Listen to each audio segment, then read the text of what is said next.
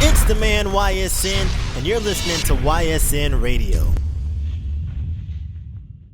Yes, sir, yes, sir, yes, sir. I know what time it is, man. You're rocking with the man YSN, and you're tuning into the episode of YSN Radio, the coolest podcast in the South, man. Back in here with another episode. It's been a very eventful last couple weeks, man. If you've been keeping up with the page, the Goldmouth vlog is doing good numbers right now, man. Shout out to Goldmouth and the whole team, man. Rollo, Derez, Deshaun, really dope vlog, man. Go check it out. So just dropped his new album, Who is Goldmouth, a few weeks ago. Had his album release party. I think the place was called Cliche, and really nice event. Really nice event. Met some really cool people there, so go and check the vlog out right now. It's up on the YouTube page, man. So shout out to Goldmouth for showing hella love, not only to me but everybody in attendance, man. He was performing some tracks off the new album and had a drummer behind him, and the drum set was on fire while he was performing. You got to go check it out, man. So shout out Goldmouth. But yeah, outside of that, it's been eventful on multiple different avenues. Excuse me. Been doing a lot of networking. Been having a lot of really interesting meetings. So hopefully I can come back with some good news. Fingers are crossed. I don't want to spill the beans too early, and spoil it. But yeah, man, it's been good. It's been good. I ain't gonna lie. The first month, the entire month of July, I moved to Atlanta July 2nd. That entire first 30 days, that had to be my hazing period.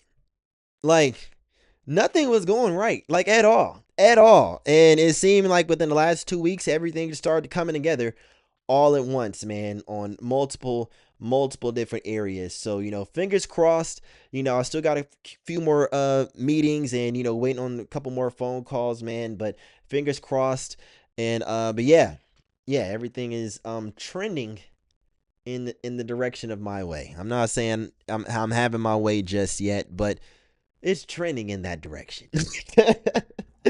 Trending in that direction, man. I just wanted to thank God, for being with me every step of the way, man. But boom. Let's get into it, man. Got a lot of stuff I want to talk about, man. While I was, off networking and, doing all this extra shit, man, a lot has been happening in the world, bro. So first and foremost, a lot of music has dropped in the last 2 weeks. It seemed like every rapper decided this is gonna be August is the month to drop music. Like literally everybody has been dropping a new album, either album, mixtape, EP, song, whatever. Everybody's been dropping, man. And with new music comes new drama, bro. So Gunna dropped a new album, his new album, the last one, like 2-3 weeks ago, man. And personally, I thought it was all right. Compared to his last album, like 101 and Gift and the Curse. I wouldn't say it's as hard as those. This kind of gave me more so background music vibes.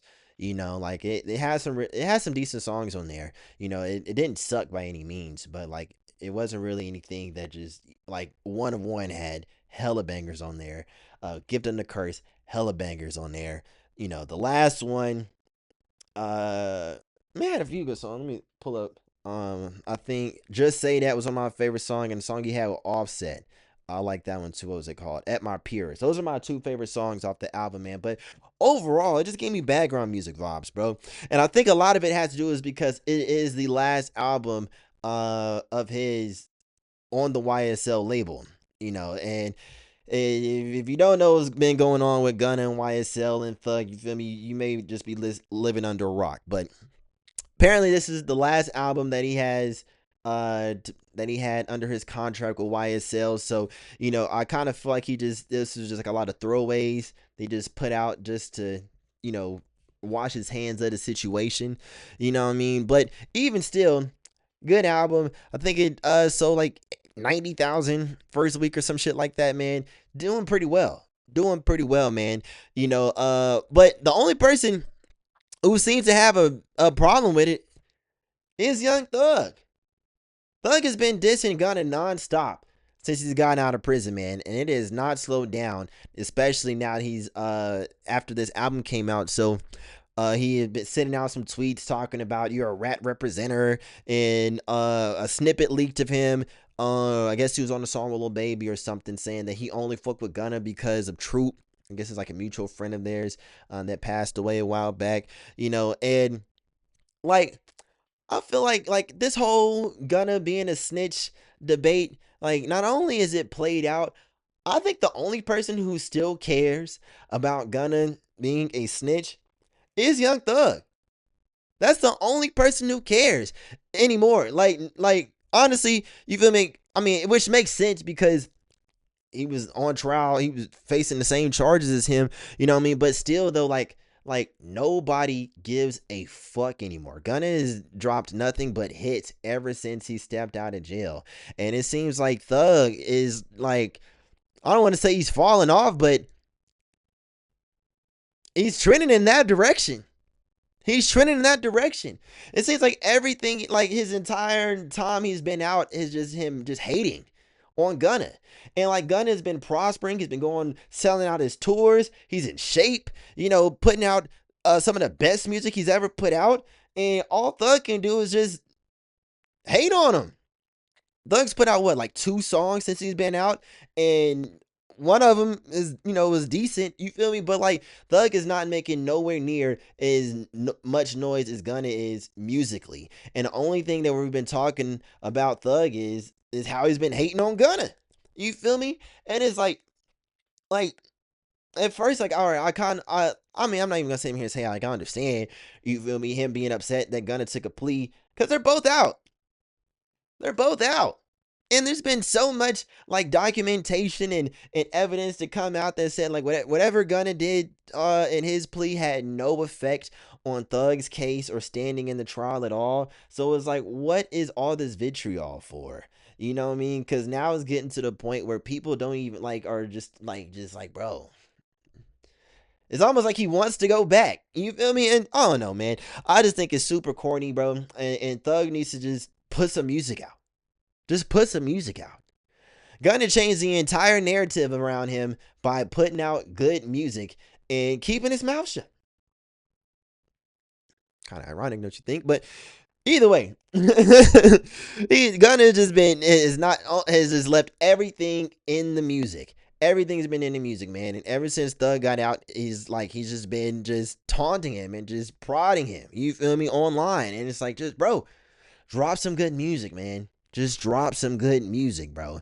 And I don't know, maybe things will that could change the narrative of the whole thing. You know what I mean? Like, but as it stands right now, Gunna is showing that he does not need Thug at all. He can stand on his own. As much as Thug has tried to blackball him and, clown him and do all this extra shit, bro, Gunna is showing that he's unfazed by any of it and is going to do his own thing regardless. And it just proves it. On this album, man, the last one, like I said, out of if I had to rank the last 3 projects Gunna has put out since he's been out of jail, this is definitely number 3 on the list. But it's not a bad listen at all, for sure. You know what I mean? But I do think Young Thug has turned into a little bit of a hater, bro. He's turned into a little bit of a hater, man, because Gunna is seeing all the success and he's been showing nothing but love to Thug. I remember when I went to go see him in concert last year, he showed nothing but love for Thug. Said free Thug, and you know what I mean? Like, was showing mad love to him, man. So him getting out and just shitting on him every chance he gets, bro, it's just not looking good anymore, man. And I think people are tired of it and they just want to hear some good music. They don't give a fuck about the snitching. They don't give a fuck about none of that shit anymore. They just want to hear some good music. And Gunna that's exactly what he's been doing. It's just feeding good music, good song, good album, like nothing but good music, bro. So I don't know, man. I think Thug just got to get over it. You're both free. At the end of the day, what are we talking about now? But moving on, Lil Yachty under fire, man. And rightfully so. So if you missed it, he was on Plaque Max's stream a couple of days ago, previewing some new music. And he had a line in one of the songs that he was previewing where he talked about George Floyd. The line in particular is, put my knee up on her neck. I went George Floyd. And as expected, everybody was on his ass. Because first of all, like, why would you even say that? Why would you even say that? That's just not cool at all. You feel me? We remember 2020 after that whole situation happened. That sparked a revolution, short lived, but a revolution nonetheless. You know what I mean? And to just make light or make fun of the situation. First of all, if you fucking a bitch, why is your knee on her neck anyway? Oh no, it was like, but either way, it was a super corny bar, super corny line, man, and everybody was on his ass. And I seen like a few things, like a few people like pointing out that he did all them Michigan Boat Boy, the album that he had where he was on the song, he was doing all the songs with the Detroit artists like Rio the Young OG, RMC Mike, and Babyface Ray, all the Detroit niggas, man. And it's like a lot of niggas were saying, man, that type of like shock value in bars only works for Detroit niggas. You feel me? Rio the Young OG and RMC Mike can spit a line like that and nobody would bat an eye because that's their brand. Just saying off the wall, out of pocket shit. But that's like their lane. That's what they do. I'm not saying it's right or it's wrong, you feel me? But that's what they do. People aren't in an uproar when Rio the Young OG says some out of pocket shit. That's not Lil Yachty's lane. That's not his lane. You can do as many songs with as many Detroit niggas as you want to. That's not your lane at all. You feel me? And to be honest, I don't even think they could probably, they might not even be able to get away with the George Floyd bar. They might. Shit, they probably already got one. I just don't know about it. But at the end of the day, that's not Yachty's lane. It's not Yachty's lane. It shouldn't be anybody's lane, really. But going that far deep into it. But like, I don't know. Everybody was on his ass. He got Donkey of the Day on the Breakfast Club on Friday. And Steven Jackson came out, was talking crazy about him, saying that his music has always been trash and just talking crazy. And, you know, I guess him and Yachty got on the phone and chopped it up and Yachty apologized. But I always wonder, like I guess Steven Jackson and George Floyd were good friends, you know, back in the day. But like I don't know. I think it's funny because I remember seeing a video of Steven Jackson like checking in with some young niggas on O Block. He's like 40, like 50 something years old. You know what I mean? So I feel like getting checked by Steven Jackson, I just wouldn't take him seriously. What the fuck is you talking about, bro? You know what I mean? But either way, yeah, Yachty was foul for that, bro. Yeah, Yachty was super foul. And you know what I mean? And like I think and I like Yachty. I think he's super cool. I think as a personality, I think he does make good music when he's sticking to his pocket. You know what I mean? I think like I don't know, how would you describe Yachty's music? Like let's say kind of like the modern swag rap. He's very big into fashion and shit like that, you know what I mean? So I would say Yachty's like modern, like the modern swag rap. I could be wrong. I could be very wrong. But that's the type of vibes I get from it. You know what I mean? Like that's music for fashion niggas. Fashion nigga music. That's it. Not swag or not modern swag now. That's fashion nigga music. FN music. You got the YN music. Yachty makes FN music, bro. But yeah, yeah. But either way, that George Floyd lawn, mad corny, bro. Should not have done it, bro. Should not have done that. Moving on into sports. So Shedeur Sanders had his first NFL game not too long ago. I think like last week or the week before. Had his first NFL start in the preseason opener for the Cleveland Browns against the Carolina Panthers. And he went off. He went off, not even gonna lie. Now, you know, with some background, Shedeur Sanders was slated to be a first round draft pick, but the NFL played with him, didn't draft him till the 5th round. Hating on him. Hating on him. Feel me? They were saying that he was super arrogant and cocky in all the meetings, and you know, something like they weren't going to draft him at all. Either way it goes, now he's on the Browns, gets his first NFL start in the preseason opener against the Panthers. They did a great job. So Shedeur went 14 for 23 on his passes, threw for 138 yards and 2 touchdowns, which is a really good performance given, it's his first NFL start.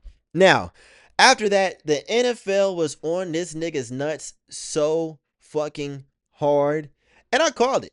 And I called it, man. I knew. I was like, if Shedeur, even if Shedeur does horrible, even if he was to get on the field and do horrible, the NFL was going to milk this opportunity as much as they can. Because I seen something where it said that the preseason opener for the Cleveland Browns, where Shedeur played, was the most watched NFL preseason game in history, with like 2.2 something million viewers. Think about it, 2 million people tuned in to watch a Cleveland Browns preseason game. The Cleveland Browns have sucked forever. You feel me? And just because Shedeur Sanders is playing, they end up making history. You feel me? When have you ever seen that many people excited for not just a Browns game, a preseason game in general? Usually, every season you see like the diehard fans, like NFL diehard fans for each team, watching their team to see the new draft picks and stuff.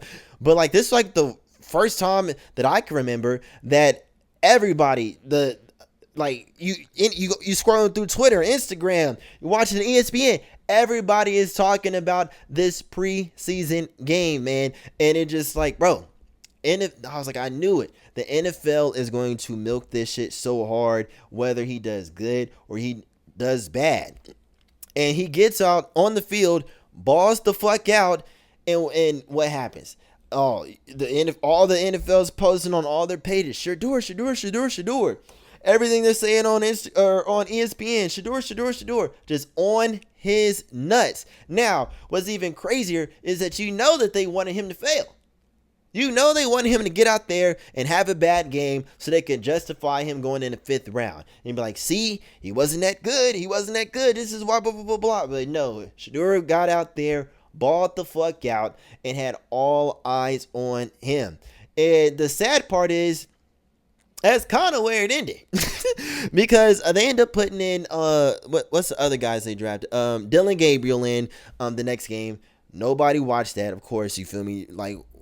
But just today, they announced that the starting quarterback for the Cleveland Browns this year is going to be Joe Flacco. Joe Flacco is going to be the starting quarterback for the Cleveland Browns. Now, think about it. If you're Shedeur Sanders or Dillon Gabriel, you just got drafted. Granted, they weren't, we all know the story with Shedeur, but I think Dillon Gabriel got drafted like 3rd round or something. Either way, you got drafted to the Cleveland Browns as a quarterback and lose the starting position to a 40-year-old man whose biggest achievement happened in the Obama administration. Joe Flacco won Super Bowl 47. I was in the 10th grade. This nigga's 40 years old. And I was talking to my man RJ. Shout out to my man RJ. Clay was talking about it. Let me read what he said. Because I get it, from like a coach's standpoint, he said, because I was like, he said, that part's to be expected. He might be washed, but he's the Super Bowl winning veteran, so he knows the game more than anyone else, especially the rookies. They'll focus on developing the young guys and have them learn behind the vet, which I totally understand it. I get it. I think they did that with Aaron Rodgers, or not Aaron Rodgers, Russell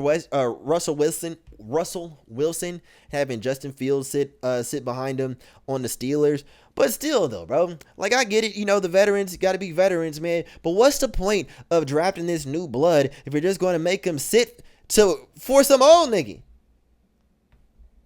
Look what happened when Aaron Rodgers went to the Jets.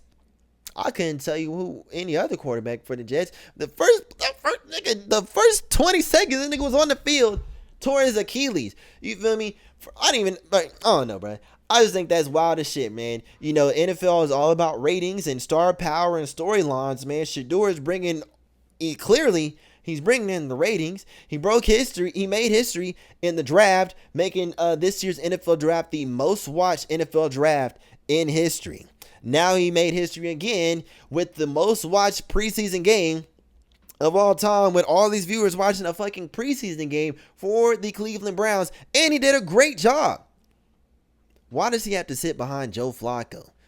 It doesn't make any sense to me, man. It doesn't make any sense to me at all, bro. But hey, what are you going to do? I feel like once he does start getting some more reps under his belt, and especially like during regular season, man, it's going to be interesting. It's going to be very interesting because I'm a call it now, man. When Shedeur gets it, and like once the ball really starts rolling, just Shedeur starts making plays, man, the NFL is going to be on his nuts so hard, like none of that shit during the draft ever happened. Mark my words, man. Mark my words. But oh man. Still talking about sports here. So Shecarri Richardson went viral. Has been viral these last couple of days. So she got arrested like a week ago for beating up her boyfriend, fellow Olympian Christian Coleman, in the middle of the airport. It's on video, pushing and shoving him and slapping him in the face and shit. And just whooping his ass in the middle of the airport. Of course, the Christian was just taking it. And then she goes to jail for like simple assault or some shit like that. And then the police body cam footage comes out, and it shows like how she was acting while she was getting arrested. And she was like she literally said, as they're putting the cuffs on her, she was like, why are you doing this to me? Why are you doing this to me? And it was like, well, we literally saw you hitting him. We saw you assaulting him, so you got to go to jail. And she's like, why are you arresting me? And he's the man in this situation. Because we saw you. We saw you. And I was like that was just like the dumbest shit like of all time, bro, to say in a situation like that, man, because you're on camera in the middle of the airport. Everybody sees you. Like, is he supposed to go to jail because he's the man? And then she follows it up with this apology video, and she's like smirking through the video. Clearly didn't mean it. Clearly did not mean it at all. You feel me? And it's like what is she doesn't really losing anything in this situation. There hasn't been any reports of her losing any sponsors or endorsements from this whole ordeal.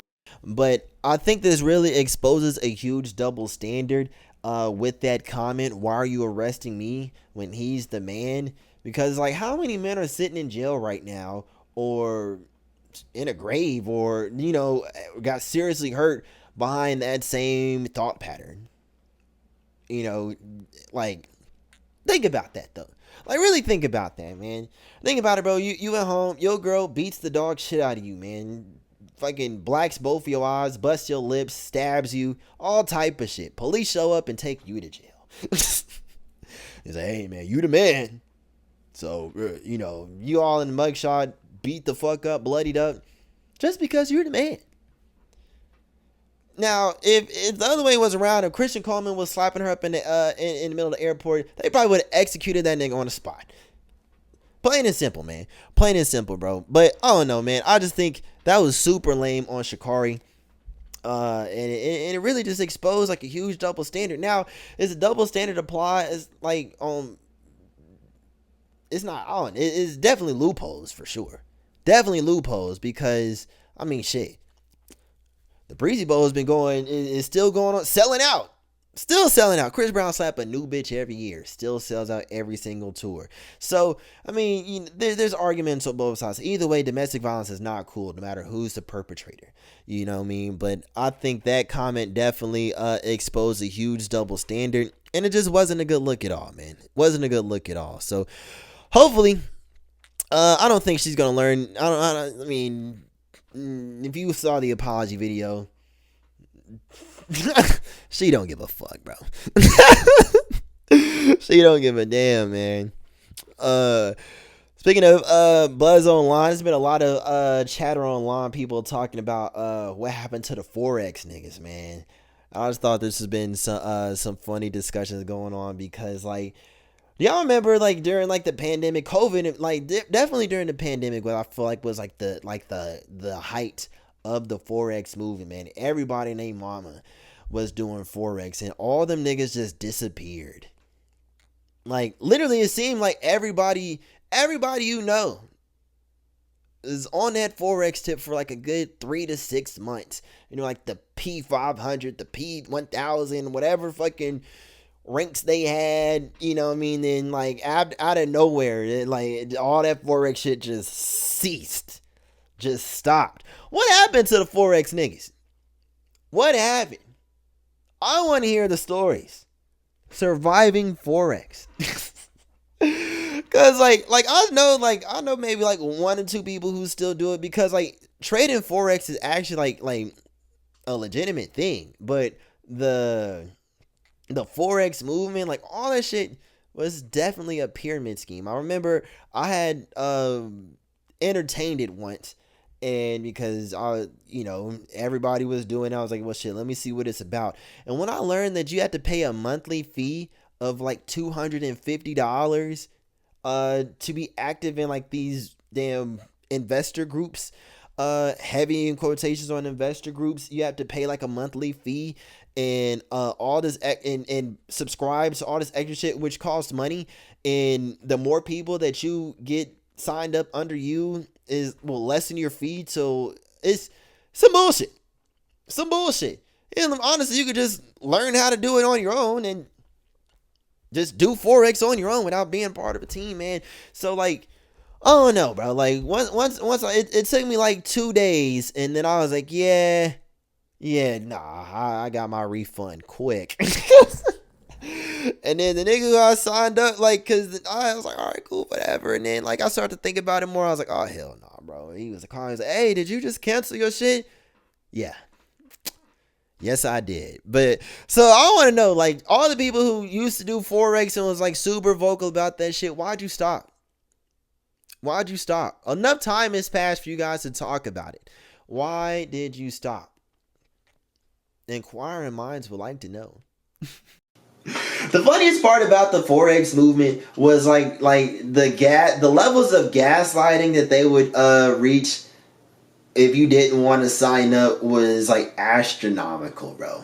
Like if a few people was talking about it online, if you turned the Forex niggas down, they would talk to you like you was just destined to be a fucking loser. And you could tell when they were getting upset that they weren't getting people converted like they wanted to, man, because they would post shit like, oh, you'd rather sit and work a 9 to 5 every day than unlock financial freedom. Oh, you'd rather blah blah blah blah blah blah blah than to invest 300. Bro. I can think of a million different ways to earn some passive income that does not require me paying you $250 a month. I'm sorry, bro.